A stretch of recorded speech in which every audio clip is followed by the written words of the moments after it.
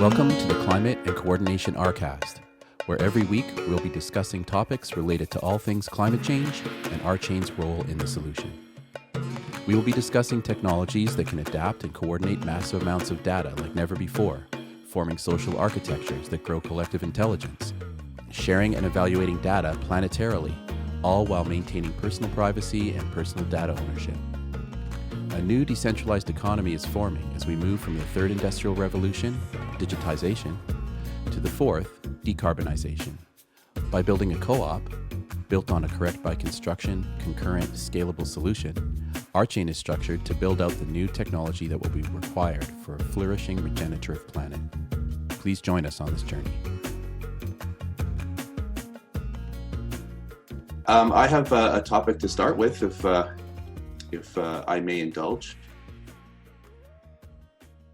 Yes, we would love to hear it. Go for it. Okay, so the topic is that battling climate change is the future of the next big economies. And I'll just kind of read from my notes here.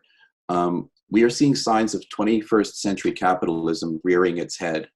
Combating climate change is rapidly moving from a cost impediment regulation that is harmful to business towards a profit-driven idea.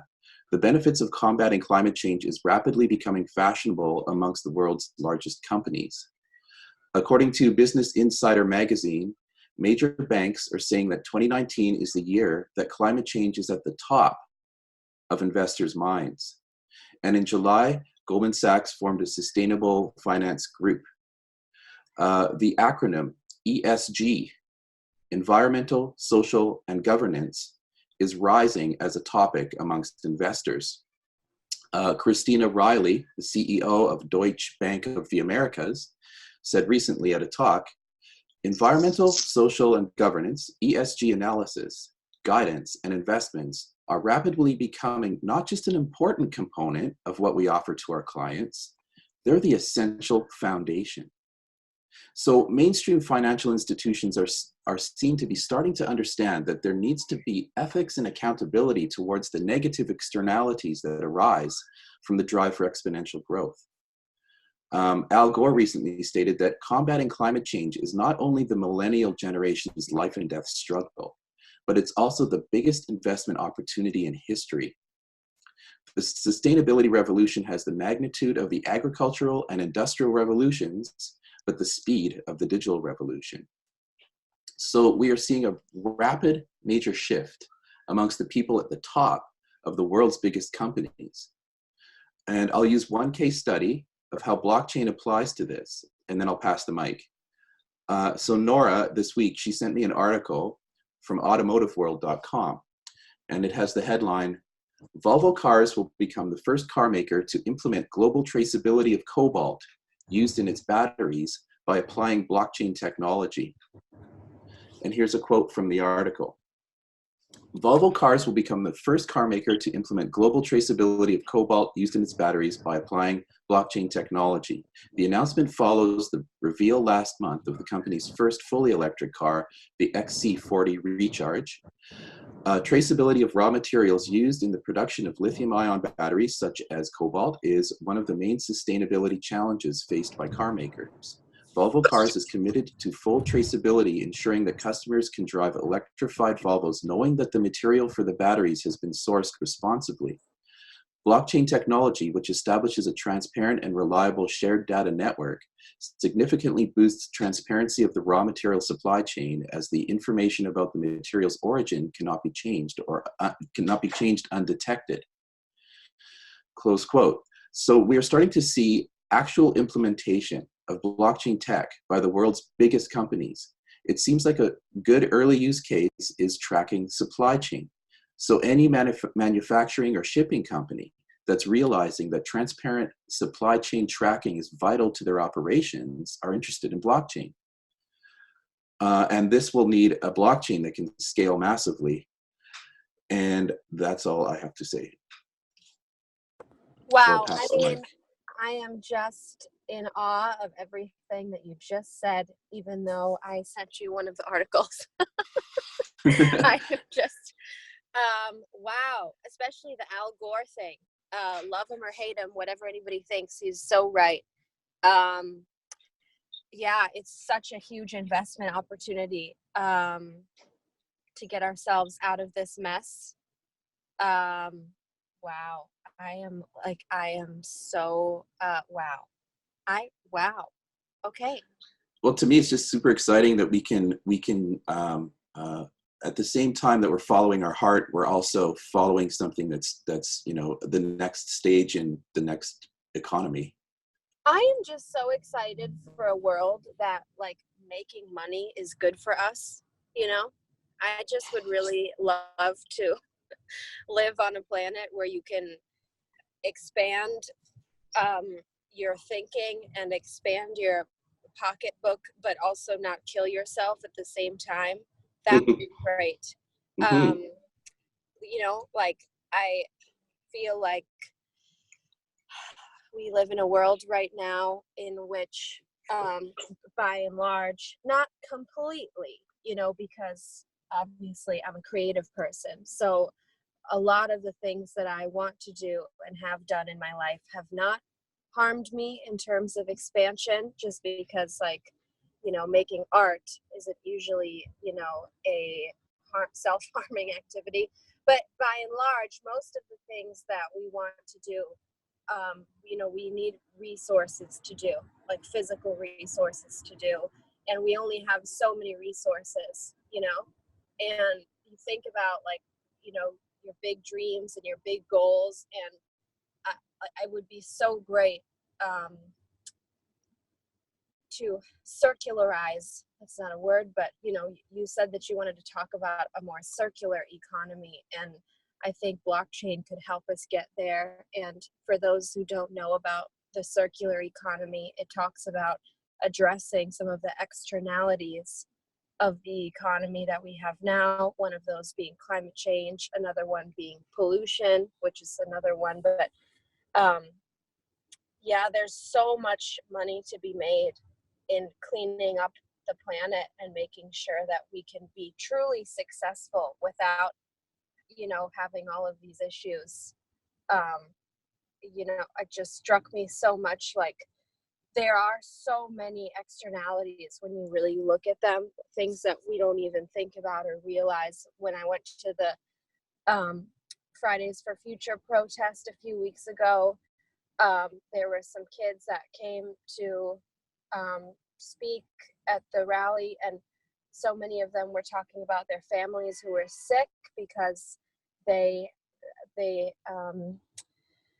the government had allowed different oil companies to drill too close to their schools and too close to their homes. And of course, you can't prove for sure that they have asthma or cancer because of this, but, things like that. So I am Yeah. inspired, Daryl. I'll Oh, tell you. that's awesome. It's interesting. The last example you used, the government allowed. So I see what could be happening here is a situation where the companies themselves will self-regulate because they realize that it's bad business to not. You look at just the slogan of British Petroleum. They're no longer called that. They changed this a long time ago. They're called Beyond Petroleum. They know, they understand. They have to. Well, They have to yeah, shift. They have to they're change. completely. I mean, there is a danger with this, though. And the danger is that, Shell and BP and all these companies, they have these really bright, shiny commercials now.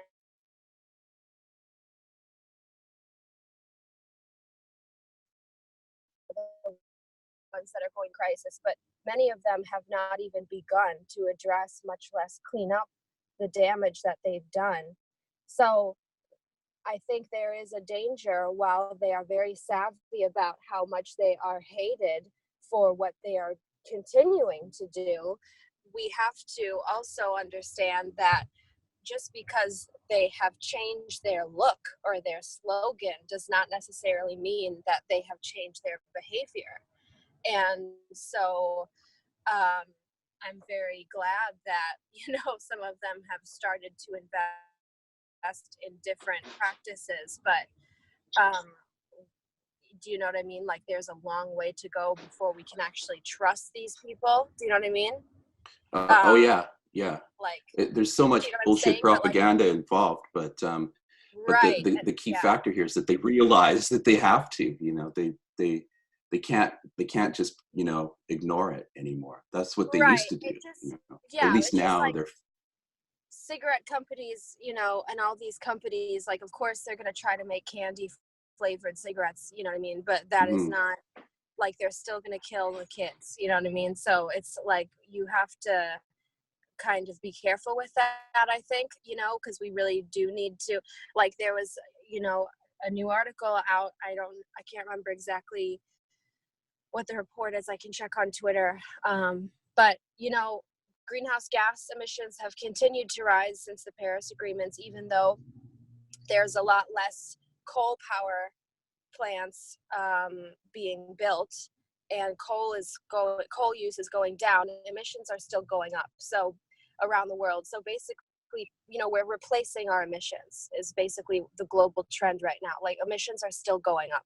And there's a lot of great stories about solar panels and electric cars and so much stuff, but like, we're still cutting down, a lot of forests, like huge amounts of forests. We're still consuming enormous amounts of carbon. If you look at like consumerism around the world, we still ship enormous amounts of everything. Like, the military industrial complex uses astronomical amounts of carbon. People still eat enormous amounts of meat. Like, there's so many different, like, and people want a quick fix. They say, what's the one thing I can do? There's a huge pie of like 100 different slivers of pie. So it's like, it's not just one thing, which is why I like the story about Volvo with blockchain, because like, blockchain can provide so many different types of solutions. And I think it's going to be an important piece of this. And I also really enjoy the Al Gore thing that you brought up, because once these companies, even if they have screwed us in the past, I think once they understand that there is money to be made through decarbonization, like, you have to flip it. Instead of them saying, oh crap, it's something else that we have to add to the balance sheet. Once they say, oh, this is actually something that's good for us, you know what I mean? It's like, that's maybe when we see some progress. Yep, that's the shift that I'm talking about.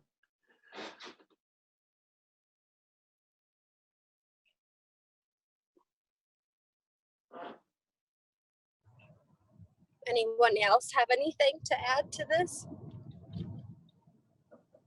Any thoughts? Or nope? So how about for supply chain tracking of toxic materials, why it might be better to have a public decentralized blockchain versus one that's federated or using like a centralized database? That sounds like a Greg question. Yeah, that's a huge question, because it kind of begs the question, who's doing the watching. I think that like in the case of Volvo, it's an internal blockchain that they're utilizing, but as I understand it, they're doing it in a transparent way where anyone can take a look at it. And that's the whole point of it, is to kind of go, hey, everybody, we're completely transparent here. You can see exactly where our cobalt is coming from, and we can prove it. I don't know if that addressed your question at all. Yeah, the question is why blockchain is the right tool for this kind of supply chain tracking. Yeah, I think that's the reason why, is that it provides an You don't want to trust. immutable. Yeah, you don't want to trust any one particular party. Right. Like Well, you yeah, want to trust only Volvo. there's been a history of this, with Volkswagen. Wasn't it Volkswagen that was like, oh yeah, our cars have this level of emissions or standard of emissions, and that was a total lie. And there was a huge lawsuit, and didn't a bunch of people also sue them or something? I don't know. I can't remember exactly what happened, but there's a history of this stuff being fudged, you know, so. And also, I mean, there's a specific need for this because a lot of people are upset about the environmental impact of electric cars. Like, a lot of people don't want to get electric cars because they say that the batteries are the big problem. Like, a lot of people are like, well, you know, why even get one? Because once you deal with the battery, you're just as bad off as if you just had a gas car in terms of the environmental impact. I'm not going to get into that, but I just think, like, you know, if we have a way to track a bunch of these different things, then it might improve the situation.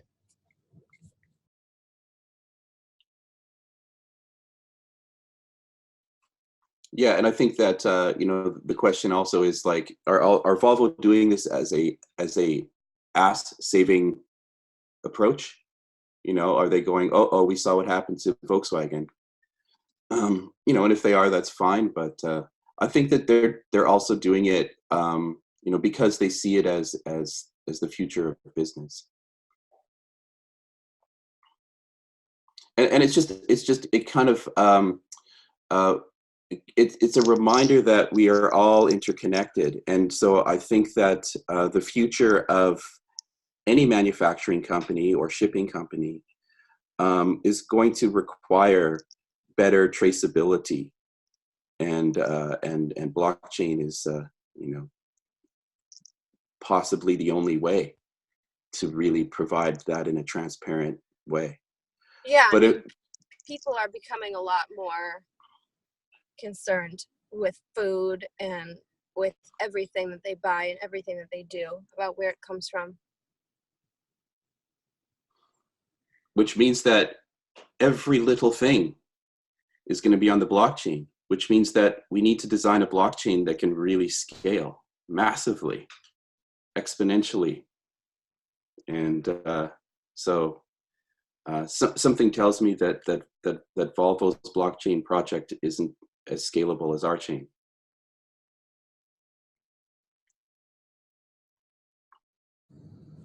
Well, you might just be right about that.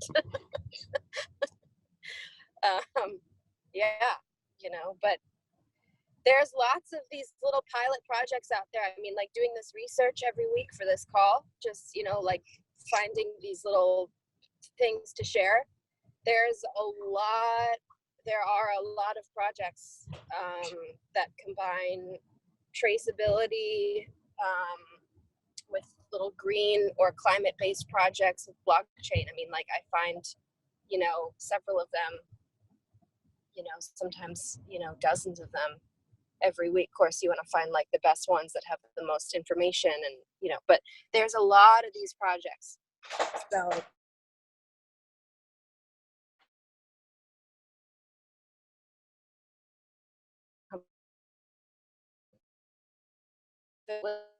and I don't know if so many people would be doing it, you know. Yeah, and I you almost want to repeat that quote from Al Gore, because it just kind of exemplifies how fast everything's happening. You should, yes, you should. So it's like the sustainability revolution has the magnitude of the agricultural and industrial revolutions, but the speed of the digital revolution.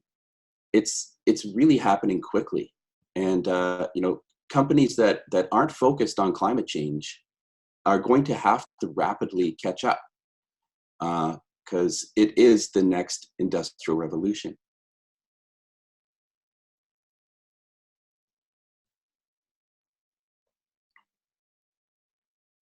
And there's another person I encountered this week, this fantastic, awesome human being named Barbara Liskov. I don't know, maybe Greg, you've heard of her because she's a computer science professor at MIT. She's a pioneer of the modern approach to writing code. But she really, it was an interview that I saw with her recently, and let's see if I can find it here. So she was just talking about kind of what has happened with software design. And I'll just read a quote. She says, "I think we need to consider ethics in computing and think about what we can do with software to help solve some of the problems we have. Companies should be thinking about the ramifications of what they are doing and how they can make things better." So she kind of is just kind of pointing out that there seems to be a real chasm amongst entrepreneurs who are designing new software products, a chasm between what they're doing and the ramifications and the implications of what will happen once they release this product. And she specifically gets into Facebook and fake news and that aspect of things. But it's that much more enlightened when you hear someone with her kind of stature and knowledge kind of hammering that home. Yeah, I did email Greg about this, and I think maybe he stepped away for a moment, but he said he was aware of her. And yeah, maybe you should drop this in the chat, because she's such a fascinating woman. And or if you didn't already, and maybe when Greg comes back, he can she can add some I don't know what his words would be. Oh, I know what he would say. He'll add some color to this. That's what he would say. But yeah, I think it's really interesting that you discovered her, and she does have some really interesting points about the ethics of computing and all of that. How did you come across her? Oh, I don't know. It was just through a bunch of different things. Yeah. Just kind of, she appeared. But yeah, I instantly fell in love. She's so cool. Yeah. Total badass. Yeah, because it's just like, I love minds that are super left brain and right brain, like she's so incredibly scientific. Like she's just like, computer science, like that's the most, and she just teaches, how to kind of structure and design software. She does it all day. But, she's also from the other side where she's creative, and she's like, she's super, ultra aware of the importance and the significance of what's going on. Like it's just, there's just a wisdom in her that's just so cool. Yes. Yeah. Yeah. We should write to her or something. Yeah. We should get in touch. That would be so cool. Maybe we should get her on an RCast at some point. That'd be amazing. Oh, yeah, that'd be so awesome. Yeah, because Greg is definitely aware of her. So we should think about that. That would be really, really cool thing to do. Yeah, and another thing, I've been listening to an audiobook this week. Douglas Rushkoff's book, Team Human. Yes, right. You mentioned that. Yeah. Yeah, I guess it's his second last book, so maybe I'm a little late to the party, but amongst many things, he talks about circular economics, right. Yeah, the whole kind of idea that it can take us out of the problematic linear approach to economic growth, which is colliding with an exponentially increasingly finite planet. And so, we have to rejig capitalism.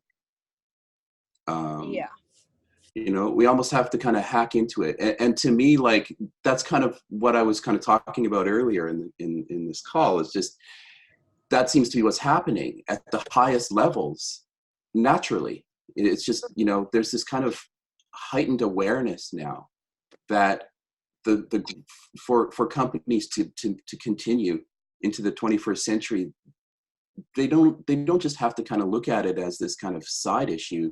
It has to become the foundational aspect of how they operate, which is what I loved about that other woman's quote.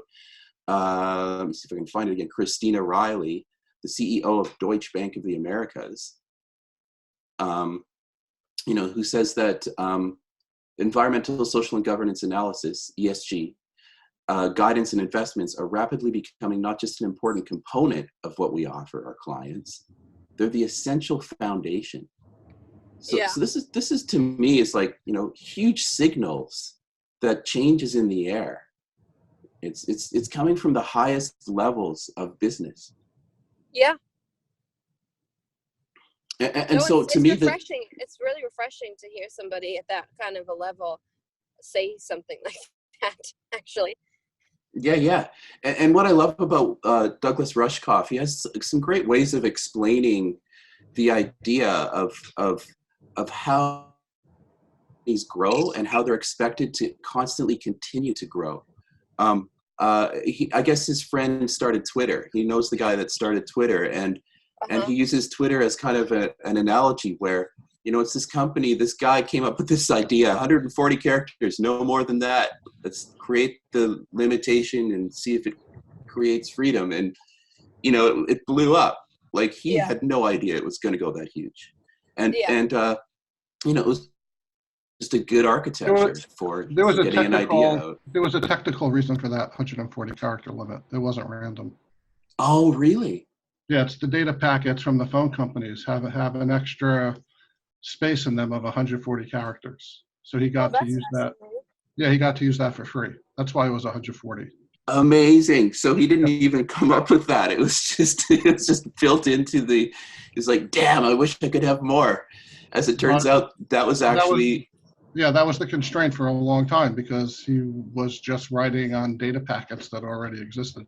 Some of the greatest technology, CompuServe, which is the precursor to the internet, was tax servers that sat idle 9 months a year. Huh. So wow. same thing with text messaging. That's incredible. Yep. So Twitter blows up, becomes massively huge, becomes a $2 billion company, in $2 billion a year, and it goes public. And Doug Rushkoff just kind of points out that, it could have just done well to just stay Twitter and be a $2 billion a year company and go, hey, we've grown enough, let's in Twitter. But no, when it goes public, the expectation is constantly that of continuous exponential growth. Right. And because it kind of finished being Twitter, it's expected to pivot and become something else, turn into an alphabet or turn into something else. And Douglas Rushkoff kind of points out that that in and of itself is systematically problematic for the future. And he kind of explains it based on nature analogies. I know some of you out there sigh when nature analogies are brought up, but I think this one applies. Not me. I love nature analogies. Go ahead. Well, I understand that they don't apply to everything, but I think this is kind of explains it well. And so he kind of explains it like how life forms grow. And so, like, mammals, for example, we grow to a particular point until we achieve adulthood, and then we stop growing. Our cells continue to regenerate, but, after the age of around 19 or so, you kind of stop, and then you continue on. We don't just keep growing and growing and growing until we die, and we're like, 50 stories tall at age 99. So he's kind of, comparing that to perhaps what could happen to businesses as we go into the 21st century. And to me, that kind of explains the concept of circular economics really well. It's you grow to a point, and then you just decide to stop growing, and you just kind of maintain in existence. And that's not to say other innovation can't happen. It's just that it could happen in a different life form. It doesn't have to be you. That's the thing that's constantly growing and shifting to grow more. But what about the shareholders, Daryl? No, I'm just kidding.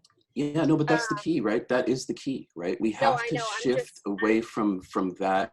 In my opinion, we do. We have to shift away from that model. No, I know. I was just joking. Yeah. No, I'm hearing you, and I mean, yeah. Yeah, I mean, it's gonna be.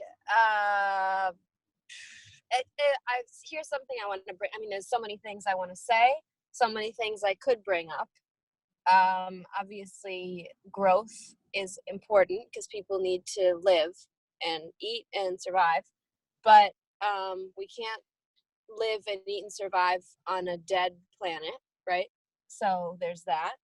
But one thing I really wanted to mention, which I think is super fascinating. Oh, there's a fire truck, but maybe it's okay. Sorry about this. Something that Andrew Yang talks about is that there is the stock market, right? And the way we measure the stock market is called the is it the S&P, or is it the, what's it called? How we measure that? Yeah, the S&P is an index, the Standard & Poor's 500, top 500 companies. All right. But there's So many. There's the Dow yeah, Jones, Standard & Poor's, the NASDAQ. yeah. Okay. So there's that, and so there's like all these different basic like measurements of like how the stock market is doing, and basically what he was saying is that like we really shouldn't use that as an indicator for how the country is doing, and we really need to basically create a new national scorecard of how the nation is doing, which takes into account mental health and physical health and, you know, the middle class, but also environmental health and all these other things. Because if we're only looking at the stock market, like, yeah, it would seem like the nation is doing great, but then, you know, suicide is up and people don't have any money saved, and like, you know, debt is at an all-time high, and all this stuff is going down. You know, we're having climate change disasters, you know, flooding in the Midwest and record wildfires, and just there's a lot of, you know, really, I mean, you know, so in some ways, you know, I mean, America's doing great, and some ways America's not doing so great. But I thought it was really interesting that he brings up this point that, like, you know, if we find a new way to judge how the nation is doing, then maybe, you know, all the companies that people work for and all the government, you know, agencies and all, we can all work together to, you know, really figure out what needs to be done instead of just bowing down to the stock market all the time. And to your point, Daryl, just saying, okay, well, growth, and that's all that really matters. You know, and of course, growth is important, you know, because we need to make sure that businesses are profitable and people aren't, you know, losing money and people aren't going broke and all that stuff. But also, there's all this other stuff. You know what I mean? Like, you know, are the farmers okay? Are the kids okay? You know, all this other stuff is really important. Are the are the national lands taken care of? Are, you know, do, you know, are things burning down? You Yeah, know? well, it seems like the movement that we're talking about here, you know, these biggest companies that are focused on ESG analysis, environmental, Yeah. social, and governance. Right. That's what you're talking about, right? And Right. so that's what's Completely. exciting, is that it seems like a win-win. You know, it seems like, you know, it's just that what we have to do, kind of do a shift from the idea of growth to prosperity. Well, right. And the reason, That's the shift, right? It's like, you know, we can grow as a company, but are we prosperous? Do we create a prosperous world, you know, where we can continue to exist? And right. it's And the just exciting reason to that, see that at the top of business. yeah.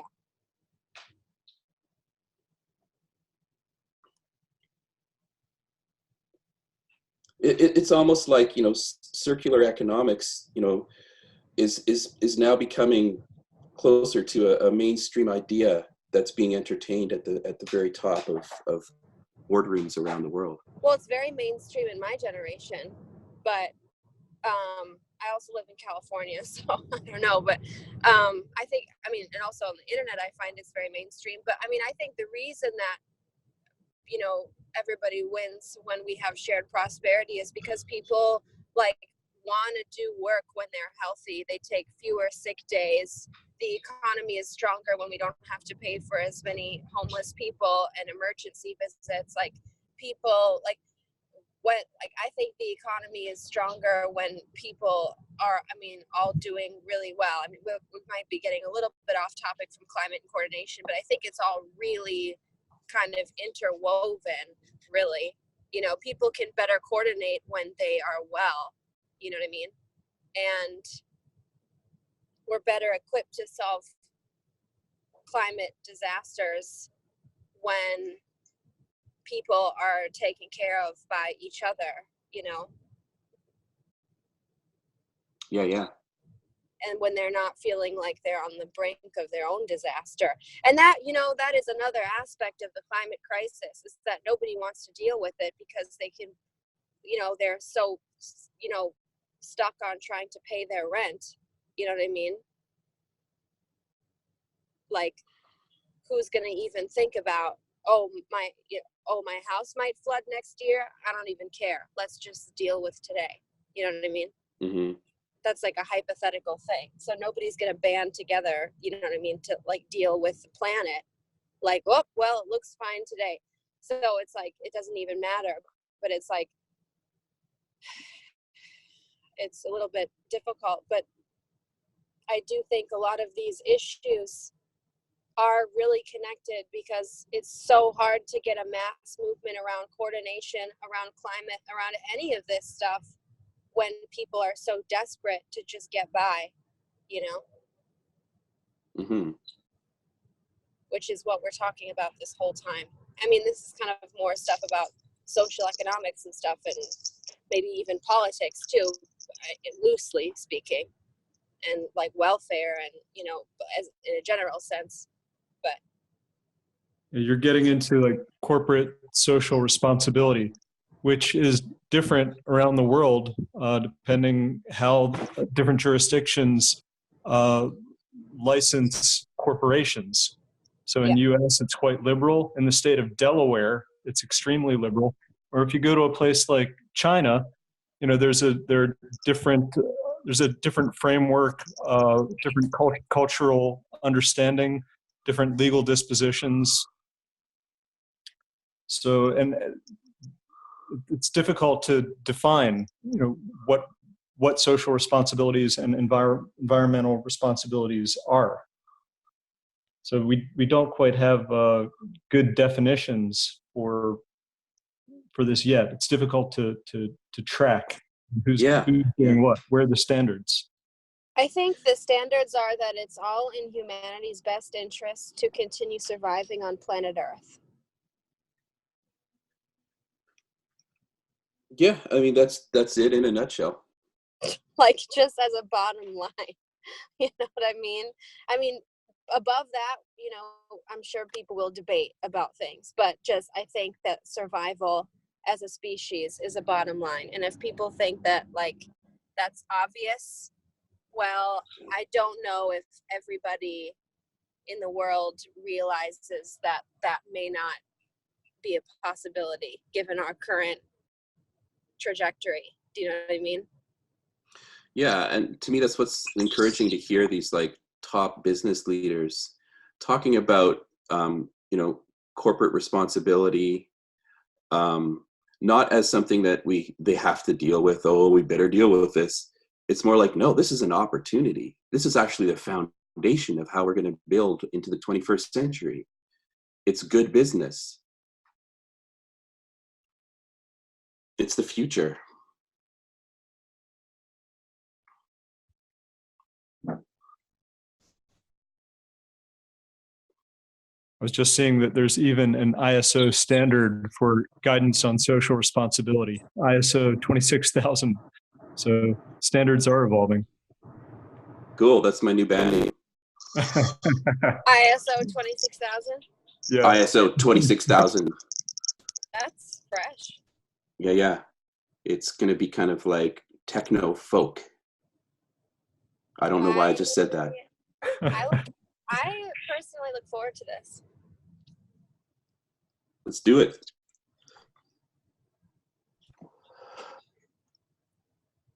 Well, I guess between this week and next week, there'll be COP25 in Madrid.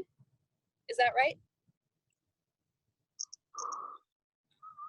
I think, yeah, right. Does anybody know what I'm talking about? Yeah, it's the thing that Greta's been trying to get to. Oh, geez. Okay, we got a long way to go. Yeah, so there's a huge climate summit. The UN is having a big climate summit, and it's happening. I need to check when it's starting, but it's in Madrid, and there are a huge amount of youth climate activists that are going to be there, a bunch of world leaders, a bunch of UN officials. It's a huge deal. So probably next week we can discuss a few things that happened there. Yeah, like, isn't it? It's already happening now, right? Did it already start today? I think, yeah. It's Okay. It's happening for the next 2 weeks. Oh, okay. Is it that long? Okay. Well, see, I need to get my head together. I've been so consumed with what's been happening in Washington, and I have about 1,000 other things going on. But okay, so this is exciting. So COP25 is going on. Hopefully they get something done that is productive, and I have my hopes up. Yeah, it's going to be, let's do some more research on that over the next week.